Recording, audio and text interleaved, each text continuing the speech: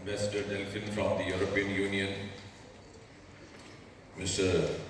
Jitendra, Chairman, Indian Space Association, Mr. Jitendra,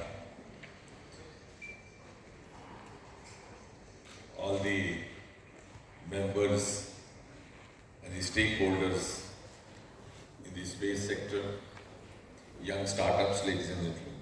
At the outset, I have to congratulate Mr. Jitendra and the organizers, I think, for having made a very regular feature out of this, holding this annual conclave, which is in fact emerging as a very useful platform for the exchange of ideas, also exchange of best practices, and also knowledge sharing. And I'm glad that I was here last year, and I'm able to make it this year itself.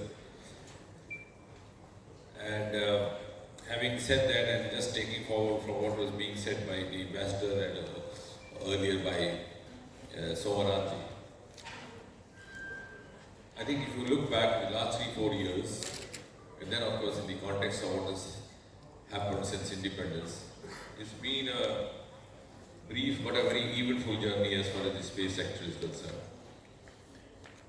And I think the best way to actually appreciate that is that the Indian Space Research Organization, ISRO, which is headed by Mr. Somanath, was actually established in the year 1969, which has gone down in the history as the year when the first human being landed on the surface of the moon, Neil Armstrong. And we were just getting born. But today, we have the courage and the pride to say that we are the first to have reached the southern pole. So I think that itself is an indication of the huge quantum jump that has happened. But more important than that is to understand how was this made possible. And I have no hesitation to say, and to add to what the chairman was just now saying, the credit goes to Prime Minister Narendra Modi for having what the media popularly described as unlocking of India's space. I know for how many decades we were functioning behind a veil of secrecy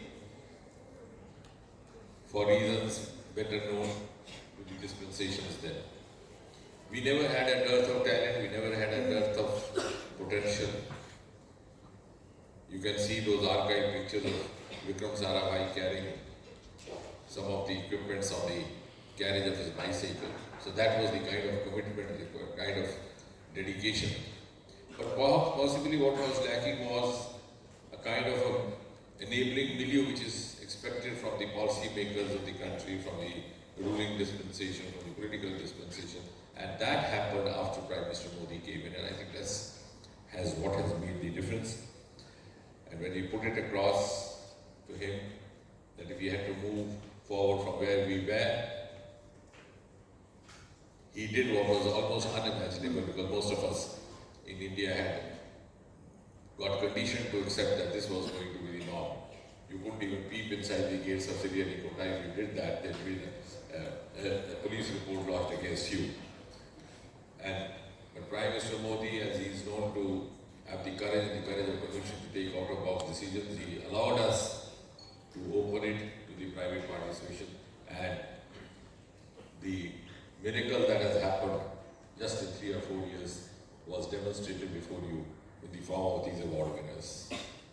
So this event of award distribution, of felicitation of these young entrepreneurs, the young startups, would not have been possible if the space sector had continued to function the manner it was made to continue for 6-7 decades. And today, while I said there's a quantum jump, we were just about 1-digit startup in the space sector till about 3 or 4 years back. We're now over 300.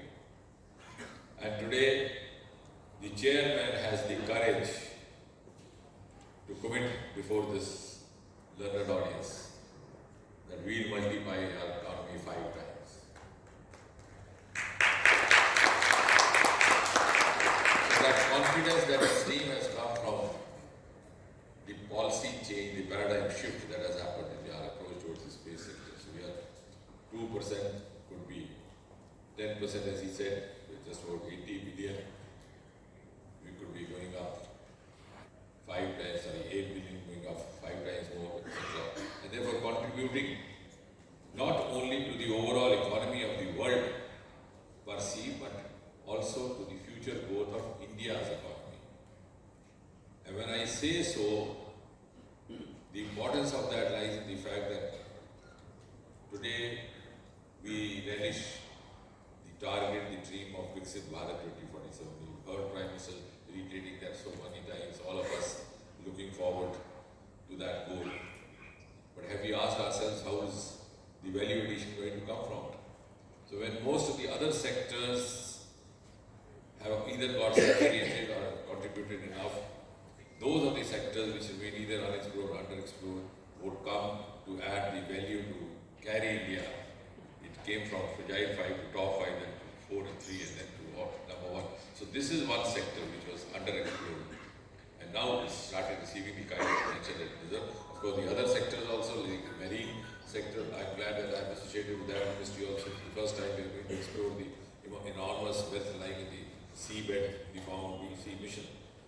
And most importantly, I think it's also important for us because ultimately, if the ultimate aim of science is to bring ease of living in the life of a common man, and the often asked question in some of the cynical quarters is, what do you achieve by sending rockets up the space? But I want to just reiterate, because that often slips our notices, that I think India has created a role model of using space sector in virtually every sector of development, every infrastructure, which I think no other country in the world has done. I think, and that could also happen after this government came in 2014, I think it was 2015 or 16, we had a brainstorming for about 3 days, where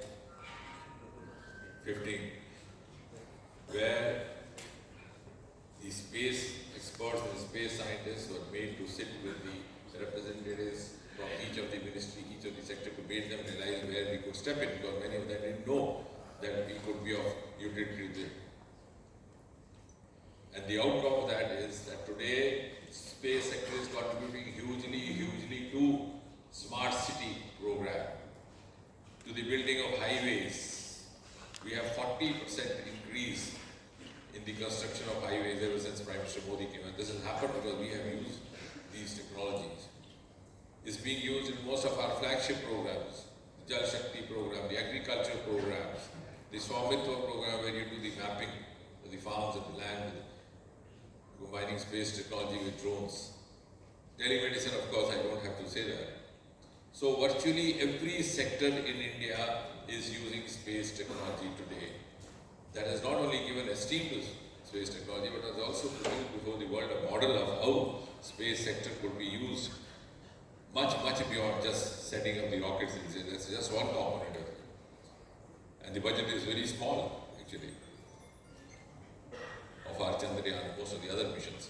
Whereas the enormous revenue that is being generated by utilizing space technology in the other sectors is much more.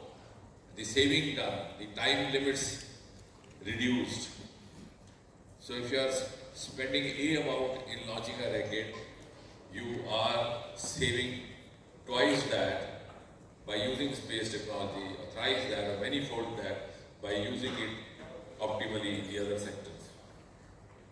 And therefore, I think the credit also goes to some of the brilliant brains sitting over here.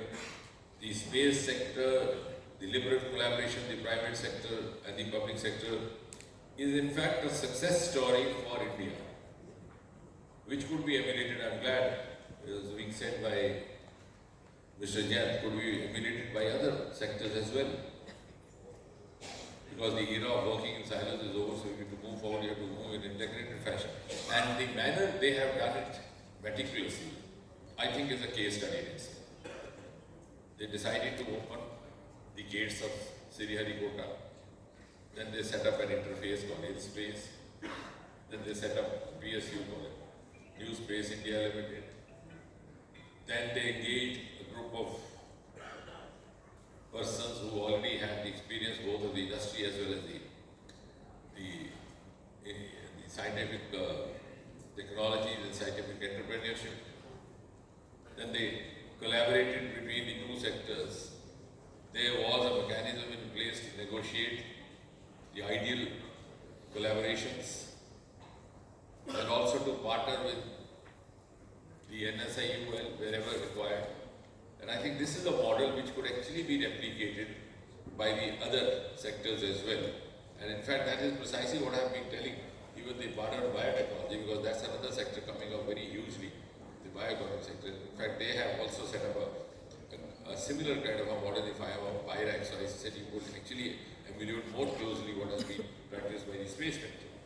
And then of course the FDI approvals. And therefore, today